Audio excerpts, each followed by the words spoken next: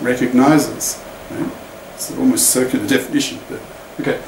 So, the language that this automaton is to recognize strings that have a certain substring. Like here's a string, and you get two pairs of scissors, and you just snip out like a strip, and that's your substring. Okay, so here's your whole string, and you snip out a part, just one piece, and that's your substring. And that substring, in this case, is 001. Now, I assume the alphabet is the binary alphabet. Right? So the only two symbols you have in your input string is 0 and 1. Okay, so a bit string goes in. Okay, and your automaton is to recognize those strings, input strings, that have as substring 001. Okay, for example, this string, there it is. The first three of four symbols of the input string are 001. There it is. There 001 and then a 0. Here, the second, third, and fourth of this string that would be accepted. That would be accepted. This much longer one also would be accepted because there's a substring 001. There it is. There's the substring. Okay.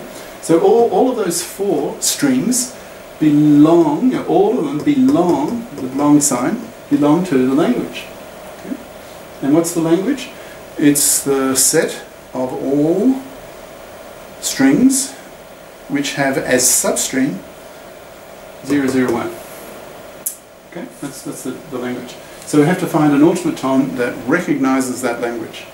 That's the task. Okay. Now have a look at some other substrings. Sorry, other strings that are not accepted. They are rejected. Okay. Well, 1 1. Okay? That doesn't work. Or 0, so it doesn't work. So they do not belong. The mathematical symbol does not belong to the language. Okay. Now remember the advice from earlier sessions that you yourself become. You imagine yourself the automaton, and you're thinking, if I were the automaton, how would I solve this problem? How would I do that? Okay. Well,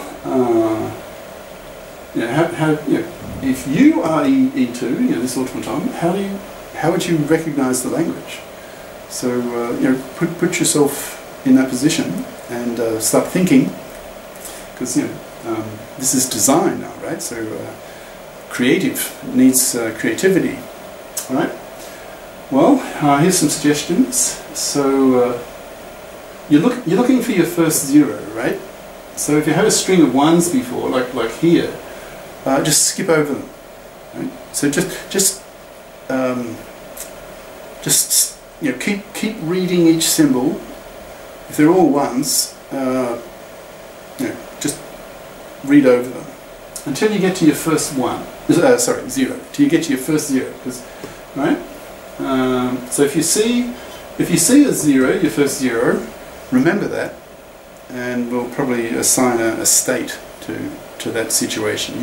You have seen your first 0. Right? We'll make a state corresponding to that. Okay? And so you see a 0, your first one, and you make a note, so you memorize in your machine that you've seen the first symbol of this substring. Right? That first 0 is your first of 3 consecutive, consecutive symbols in your substring, in the string. Okay. Now, so you see a 0, and then say the next symbol you see is a 1.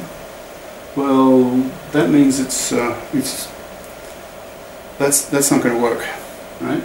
So what you do is you go back to skipping 1s, right? So you go back to doing this, right? Until you get a 0. So that'll put you in a state that corresponds to the automaton. Imagine you're the automaton. I have seen the first symbol of the substring. In other words, 0, the first 0. Okay.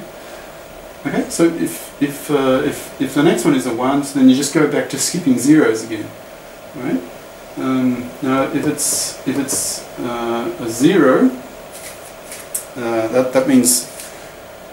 Now, what that means, if it's a 0, not a 1, that means that you've now seen your second 0, consecutive 0. So you've seen now 0, 0, and you remember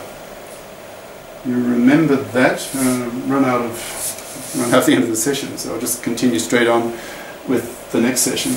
But I can give it to you verbally and then do it quickly at the beginning of the next session.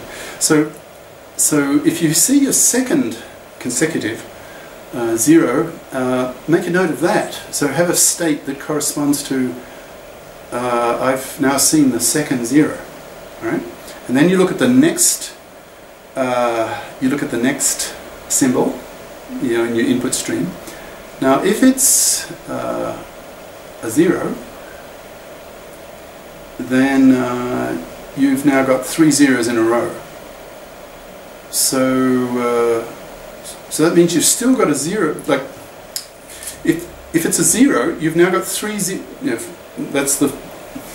That's your left-hand one, right? That's the first 0, second 0, third 0. So if you get your third 0, there's still a possibility that the next symbol you see, the fourth one, like this finger here, so you can forget about that one. So there's still, like, you've got 2 zeros now, well, in fact the second and the third 0, but you still got the possibility that the next symbol you see is a 1, right? In which case you've found the substring, 0, 0, 1. Okay? So if it is a 0, you don't go back to skipping ones.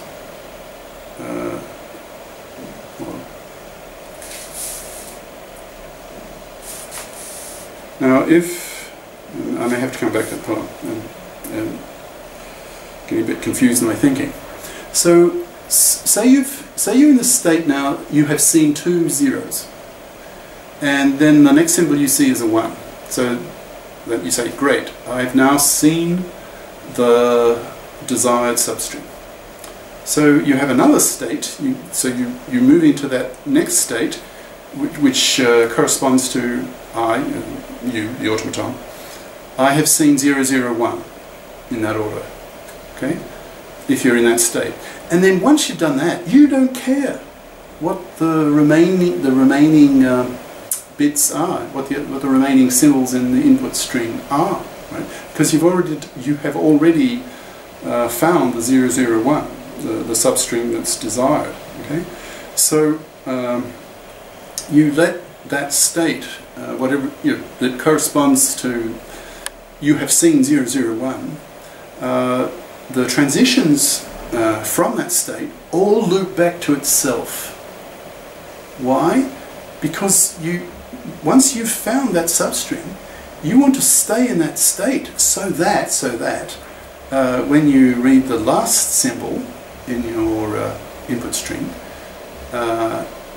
you will be in the final state, which is the accept state. Okay? So therefore, all your transitions from the state that corresponds to I have seen 0, 0, 1, you want all those transitions to loop back to itself, because the job has been done, right?